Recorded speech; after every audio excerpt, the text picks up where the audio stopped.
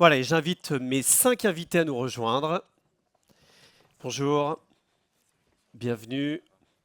Bonjour à tous et toutes. Bonjour, prenez place. Bonjour Christelle, bienvenue.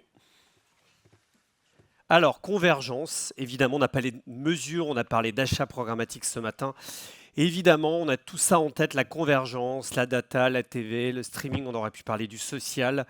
Évidemment, ce sera finalement quelque chose qui sera dans le présent finalement quand la mesure aura évidemment poursuivi ses travaux et aura progressé, comme on l'a vu ce matin, en tout cas tout le monde l'appelle de leur vœu. Je vais d'abord donner la parole, ce matin on vous a entendu, mais peut-être pas encore assez aux annonceurs qui finalement sont là en décideur de ce marché publicitaire. Et je vais te donner la parole à toi, Christelle, chez BNP Paribas. Hein. Toi, tu es en charge du média de toutes les marques de BNP Paribas, pas seulement la banque, mais également toutes les autres marques, Nickel, Hello Bank.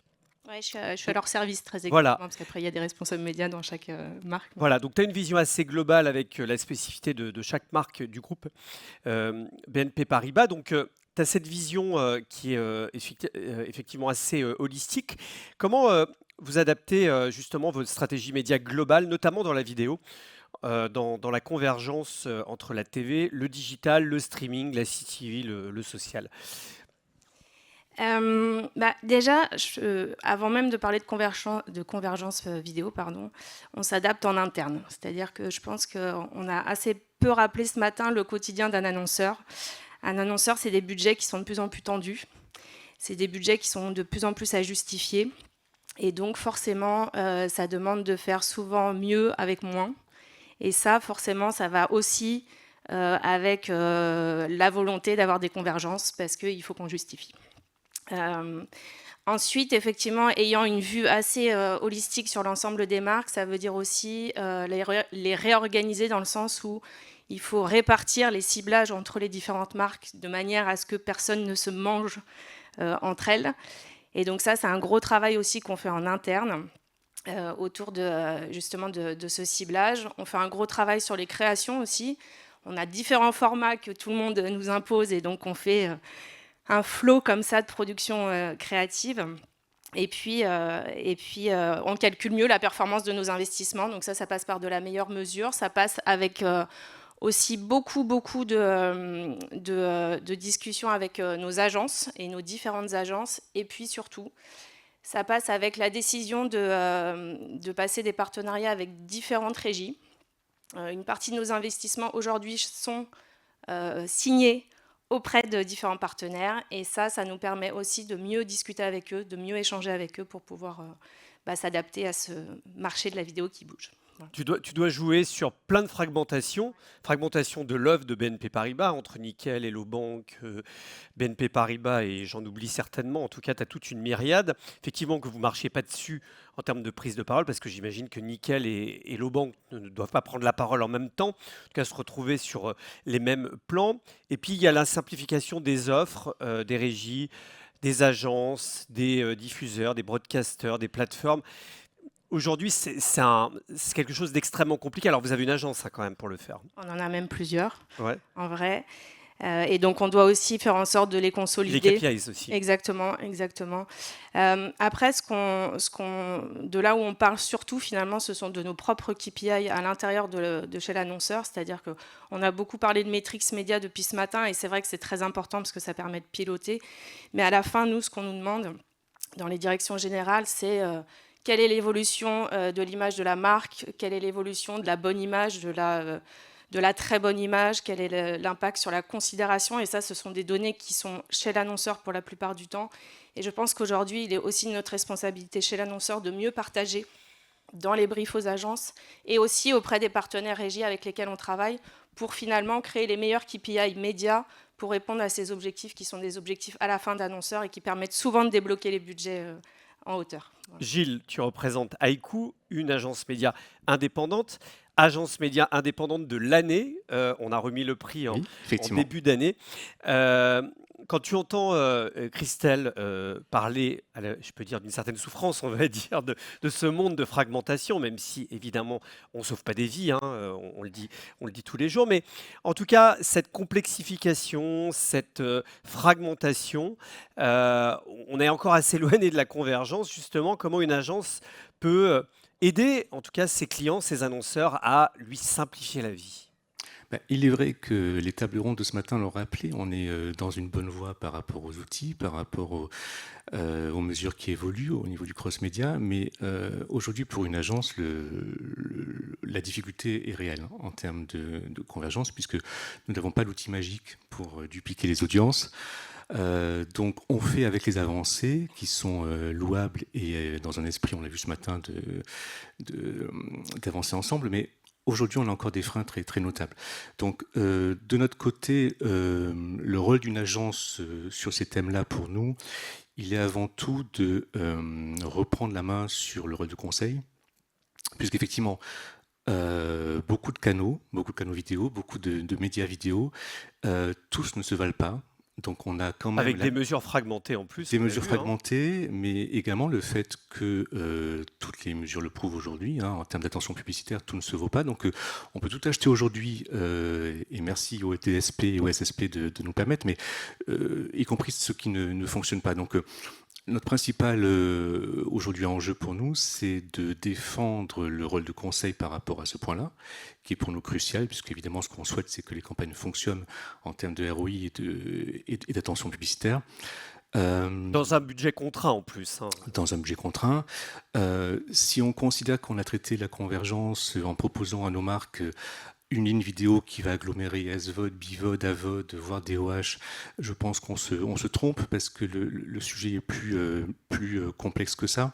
On a besoin de bien sélectionner les leviers et dans chacun des leviers, permettre un média planning qui va faire que ce levier est efficace en termes de répétition, en termes de couverture utile, en termes de GRP utile. Donc voilà, je dirais que pour nous, le constat, il est que ça avance, la convergence, mais notre rôle à nous est de sélectionner et de bien traiter. Fabrice, tu représentes d'une certaine façon un peu aussi les régies TV, membres de l'ADM TV. On ne va pas revenir sur le débat de ce matin ou de la mesure, mais est-ce qu'on peut parler de convergence tant qu'il n'y a pas de mesure unifiée? C'est un peu la question que tout le monde se pose. Bonjour à tous et à tous, toutes et à tous. Alors, si, on va quand même reparler un petit peu de mesures. Je voulais d'abord dire un grand bravo à cette initiative pour la deuxième année. Il y a une conf à Londres qui existe depuis des années, qui est un peu la mère de celle-ci, The Future of TV Advertising, en décembre. qui est canon et qui a mis en lumière tout ce qui se passait sur la télé au sens large. Et donc merci d'avoir... je ne suis pas sûr s'il y a 5 ans, si on avait fait une conf sur la télé, on aurait une salle aussi remplie. Donc c'est génial parce que c'est aussi ce qui... Trois salles. C'est aussi ce qu'on voit, tout ce qui se passe sur la télévision au sens large et qui est absolument génial. Génial et compliqué. Et donc, quand on parle de convergence, nous, on se pose beaucoup la question. Donc, en tant qu'éditeur, je dirais, on ne se la pose plus du tout. Donc, si vous êtes abonné Canal, que vous regardiez le film sur la chaîne Canal+, ou sur MyCanal, sur votre mobile ou sur votre écran, nous, ce qu'on veut, c'est que vous soyez heureux et que donc vous payez votre abonnement. La vraie convergence aussi éditoriale, c'est finalement, vous savez qu'on est agrégateur de plateformes tierces. La vraie convergence, c'est finalement quand on a signé avec Apple TV, c'était une première mondiale, on a mis des séries Apple sur une chaîne linéaire, ce qui n'était jamais arrivé. Donc la convergence, elle va aussi dans les deux sens. Quand on est régie, on se pose évidemment beaucoup cette question et on se la pose tout le temps. On est dans une semi-convergence. C'est-à-dire que moi, ce que j'observe et ce que je trouve d'ailleurs passionnant, c'est que, et peut-être d'ailleurs merci aux plateformes SVOD, qui ont contribué à remettre en lumière le contenu. Finalement, quand on parle, il y a un petit piège quand on parle de CTV, c'est qu'on se dit, tiens, CTV, ça doit être comme de la télé, c'est du digital qui est comme de la télé. Bon, c'est pas parce que c'est sur la télé que le contenu il est bien, et c'est pas parce que c'est connected que c'est mesuré. Donc là-dessus, il faut faire super attention. Il y a des loups. Et donc, notre boulot en tant que régie, c'est justement d'accompagner les marques. Tu parlais de filtrer, de sélectionner et de conseils là-dedans. Et c'est une vraie opportunité aussi pour le média télé parce que, en tout cas, Chez nous, ça nous a permis de remettre encore plus en lumière l'approche contenu. On n'a jamais eu autant de demandes sur les écrans sport, par exemple, de Canal. Le partenariat, ça a été dit juste avant, le fait que Max ait choisi une régie télé, c'est une première mondiale. Il y a une deuxième mondiale, c'était Max aussi aux Pays-Bas. Mais c'était la première fois au monde. Ça veut dire que cette approche de contenu, elle est aussi super importante. Et justement, ce qu'on a apporté à Max, c'est de ne pas seulement proposer une offre venez sur Max, mais de cibler contenu. White Lotus, que tu as adoré, tu n'es pas le seul, on a fait une offre exprès sur White Lotus. Donc en fait, cette convergence, pour moi, elle est plus sur le contenu. Plus que juste l'écran et cette convergence. Moi, ce qui m'inquiète dans cette convergence, c'est que finalement, elle répond à un besoin de simplicité et de facilité. La vie de C'est ce qu'on l'annonceur, entend c'est dans la horrible. bouche des annonceurs, hein. Voilà. Donc, Une mesure unifiée, de la simplicité. On n'y comprend plus rien, même si les agences font un super boulot. Mais, Donc nous, aujourd'hui, notre credo, c'est déjà de reparler un peu. En fait, il y a plusieurs stratégies d'annonceurs, il y en a évidemment énormément, mais il y a des moments où les annonceurs ont besoin de toucher un public, et un peu où qu'il soit, mais une cible. Et là, l'attention, pour moi, c'est plus un critère négatif. Moi, j'encourage les marques à ne pas être obsédées par un point de plus ou en attention, mais c'est une exigence, l'attention. S'il n'y a pas d'attention, il ne faut pas y aller. Mais après, 89, 93, 86, bon, en tout cas, c'est pour moi un KPI, je dirais, négatif aujourd'hui. Il faut fuir les endroits où il n'y a pas d'attention. même si on a un problème de standard, on l'entendrait Je tout sais. à l'heure avec mais Catherine après, Masson d'Air France. Pas, hein. pas vu, pas. Ça, dans la convergence aussi, hein, l'histoire de la mesure de l'attention, Exactement. on en est encore loin sur le C'est vrai. standard. hein. Et donc nous, on est dans cette démarche un peu d'approche contenu, de semi-convergence. C'est-à-dire qu'on souhaite proposer à nos clients d'avoir un seul deal, mais avec 2 lignes. Parce qu'on veut vraiment mettre en avant le produit qu'on vend. Et tant qu'il n'y a pas de mesure commune, on sait qu'il y a un besoin de simplification, mais on pense qu'il est dangereux de perdre le client en lui disant, en fait, tu ne sais plus ce que tu achètes. Il y a quand même la granularité qu'attendent les annonceurs aussi. Ils veulent pas qu'on arrive avec un énorme paquet en leur disant vous faites le chèque, on va vous sortir une mesure à côté. Ils veulent quand même pouvoir choisir, hein, non? Alors absolument. Nous, en fait, c'est vraiment ce Défragmentation, ça ne veut pas dire plus rien, plus de fragmentation, j'imagine. En fait, on est dans un élargissement de notre vision. C'est pour ça, tu le rappelais, que le SNPTV maintenant s'appelle ADMTV, qu'on a des nouveaux membres, qu'on a élargi cette définition de la télévision. Maintenant, on est engagé sur le cross-média. Pas tous, là aussi, je dis aux clients, ceux qui ne veulent pas converger, demandez-vous pourquoi. Et nous, on est vraiment engagés dans cette démarche. Le comité vient d'être créé par Médiamétrie en mars. C'est absolument passionnant, c'est absolument compliqué. Mais tout le monde s'aime, hein, on l'a vu tout à l'heure. Absolument.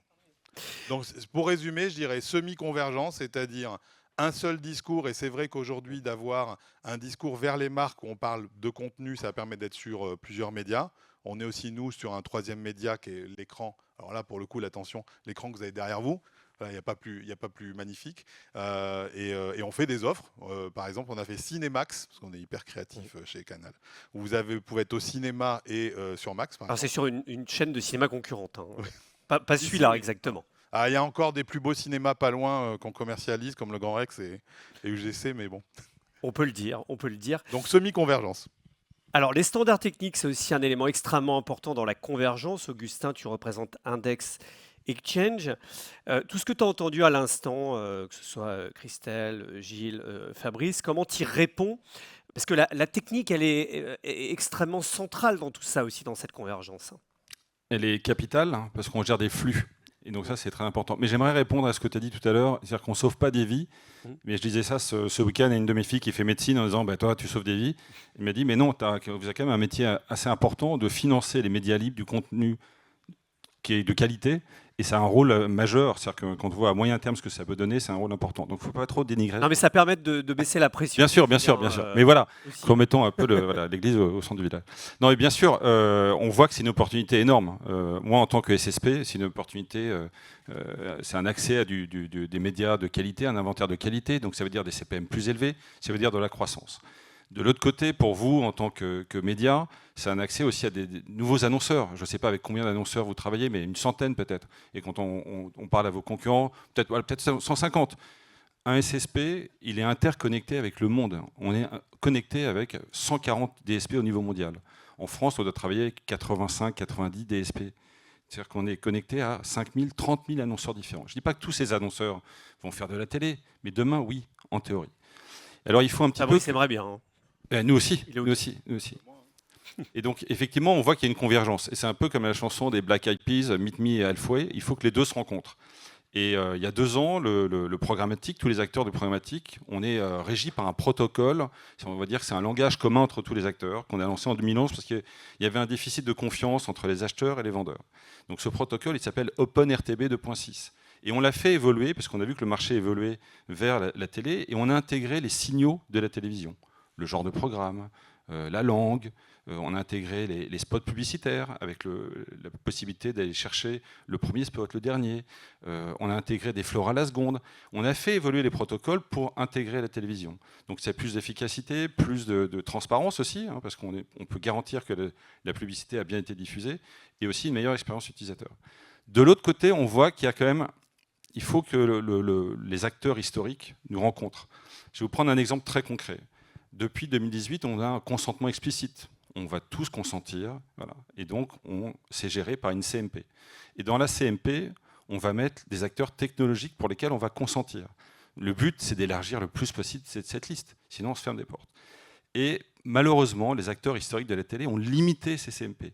Aujourd'hui, le marché n'est pas lié qu'à 2 DSP sur le marché. Il faut élargir ça. Aujourd'hui, on refuse des campagnes parce que certains acteurs, ce qu'on appelle les vendeurs, des DSP, ne sont pas listés. Donc comme il n'y a pas de consentement lié à cet acteur, on ne peut pas faire la campagne. Et ça, c'est une réalité. Je n'ai pas pointé un acteur plus qu'un autre. C'est cross partenaire. Donc tu appelles encore plus de fluidité, c'est ça aussi la simplification et la convergence. Il faut de l'échange. La fluidité. Mettre le nom d'un DSP dans une CMP, dans la vendor list, ne veut pas dire qu'il va acheter chez vous. Le contrôle, vous l'avez par des partenaires, par les SSP. C'est les SSP qui va vous donner le contrôle. C'est une faute. Et le problème, c'est que le consentement en CTV, on ne le fait pas tout le temps. C'est très difficile. On va faire une fois par an. C'est-à-dire que là, on a quasiment perdu 1 an. Il y a des énormes annonceurs. Maintenant, il y a beaucoup de campagnes qui sont centralisées. Vous avez des acteurs locaux qui veulent aussi faire des campagnes 10, 30 000, 50 000, 100 000 euros. On a aussi des DSP qui sont verticalisés. On a des DSP qui sont spécialisés sur le sport. Il y a plein d'opportunités qui passent à travers les mailles du filet. Fabrice, tu veux répondre, puis je poserai la question aussi à Gilles. Est-ce que Canal s'interconnecte au maximum? Alors oui, Emmanuel en parlait tout à l'heure. Nous, on a connecté nos inventaires à l'ensemble des DSP. On est pour le moment, on fait très attention aussi. Je reviens pas sur tout ce que je dis sur le contenu, mais c'est vrai que et c'est ce qui est très bien dans ces initiatives, c'est que à un moment, la programmatique est allée trop justement juste sur la data, sur qui, et ça tombait un peu n'importe où. Et aujourd'hui, je trouve qu'on est sur des approches beaucoup plus intelligentes qui permettent de matcher, évidemment, public, hein, puisque c'est quand même ce que les marques recherchent, mais aussi... et que ça coûte moins cher pour les marques, puisqu'il y a moins de déperdition. Hein. Et c'est vrai que, tout à l'heure, Catherine Masson le rappelait, la télé reste, il y a la télé segmentée, etc., mais ça reste un média où il y a une barrière à l'entrée un peu sur les budgets. Et c'est vrai qu'il y a certaines façons de télévision aujourd'hui, comme la BIVOD, la SVOD, etc., qui permettent de faire de la télé sur des budgets plus courts et sur des... Catherine parlait vraiment de la télé linéaire, je pense. Ouais. Les plans. Peut-être Gilles, un mot on a plutôt 1000 clients, par contre. Sur ça, sur l'appel d'Augustin, justement, à encore plus de fluidité, notamment avec la tech qui doit être centrale là-dedans. Alors oui, la tech est centrale, et ça c'est quelque chose de super. Simplement, la question pour nous, c'est qu'une fois qu'on a accès aux inventaires, c'est de se dire, est-ce que finalement on a vocation à aller partout? Alors effectivement, on peut très bien atteindre une audience via la VOD, la SVOD, les chaînes fast, mais quelque part, ce qui fait l'intérêt du programmatique aujourd'hui, je pense que c'est la spécificité qui est préservée entre les différents leviers vidéo pour aller sur les canaux qui sont les plus efficaces. Donc la liquidité, qui est quelque chose de très positif, qui est quelque chose de l'accessibilité et la liquidité, ne doit pas se couper de notre capacité à aller chercher les canaux qui sont les plus efficaces. Voilà, c'est le seul point de vigilance fluidité, mais exigence, c'est ça quand même. Hein. Oui, c'est pas incompatible, puisque on arrive à. Je pense que tout le monde recherche recherchent ça. Bruno, tu représentes Dailymotion. Il y a aussi l'enjeu plateforme versus open web. Et vous, chez Dailymotion, vous défendez la valeur des éditeurs en open web. Vous êtes distribué, vous êtes le player de la plupart des médias aujourd'hui sur le web. Qu'est-ce que tout ce qui vient de se dire t'inspire, on va dire? C'est très inspirant déjà. Et je reviens sur le fait d'avoir une table ronde aujourd'hui comme celle-ci, montre bien qu'on est en plein dans la convergence. On parle de OpenRTB, on parle de média planning, on parle de GRP, on parle de télé, on parle de DSP. Il y a quelques années, on aurait eu peut-être ces tables rondes, mais dissociées. Jamais les acteurs finalement mélangés. Et déjà, c'est un bon point. Ça montre bien que la convergence, on y est. Après, je pense qu'on peut associer plateforme et open web. On le montre, puisqu'on on fait les deux. Mais je reviens, je sais que c'est complexe. J'ai un peu l'impression de revivre l'arrivée du programmatique il y a 10 ans, où c'est un peu l'ouverture à un monde merveilleux ou tout l'inverse. Donc c'est très compliqué pour vous, finalement, agences et annonceurs. C'est à nous, avec évidemment les plateformes et côté sell-side, de faire le boulot, d'avoir des inventaires de qualité, comme tu le disais Fabrice, qui soient performants et avec le maximum d'attention possible. Donc là, on a un boulot à faire. Côté open web, j'attire aussi l'attention sur le fait que la convergence est utile, la convergence vidéo, en tout cas, il y a un intérêt, mais attention à ne pas laisser de côté certains acteurs.